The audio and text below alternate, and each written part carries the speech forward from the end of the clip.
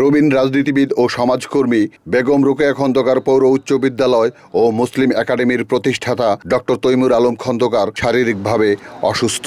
শুক্রবার বাদ এশা মাসদাইর বাজার এলাকাবাসীর উদ্যোগে ডক্টর তৈমুর আলম খন্দকারের শারীরিক সুস্থতার জন্য দোয়া ও মিলাদ মাহফিল অনুষ্ঠিত হয়। মাহফিলে এলাকার গণ্যমান্য ব্যক্তিবর্গ উপস্থিত ছিলেন।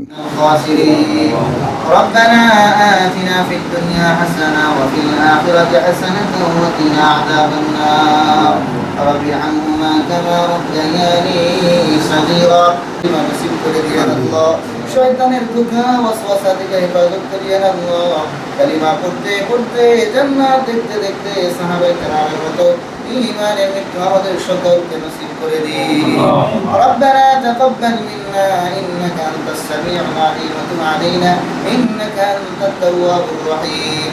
وصلى الله تعالى على آل خير خلقه محمد وعلى آله وأصحابه أجمعين برحمتك يا أرحم الراحمين। Report Shahjahan Chowdhury, NN TV, Narayanganj.